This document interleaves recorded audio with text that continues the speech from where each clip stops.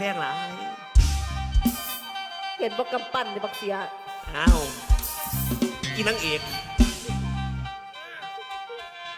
สิมีแห้งตัวน้องลาสิพาน้องงามตาขึ้นนั่งรถยนต์เอ้ยคนงามเอ้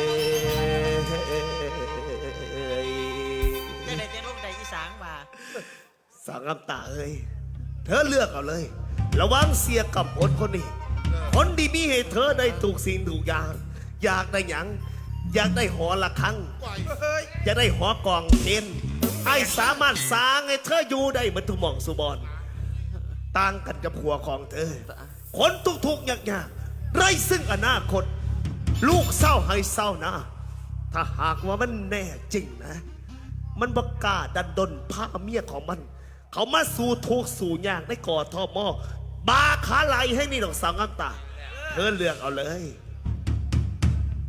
ถึงงามตาสิจน แต่กับบ่ยอมขายโตเด็ดขาดอย่าคิด อย่าฝัน ว่างามตาสิยอม อีปึกนอกจากมึงสิปึกแล้ว มึงมันยังหนาโง่อยู่นะ มึงมาสถานที่แห่งนี้ มึงมาขายเนื้อขายตัว มึงสิมาขายพวกมาไล่บ่ฮะ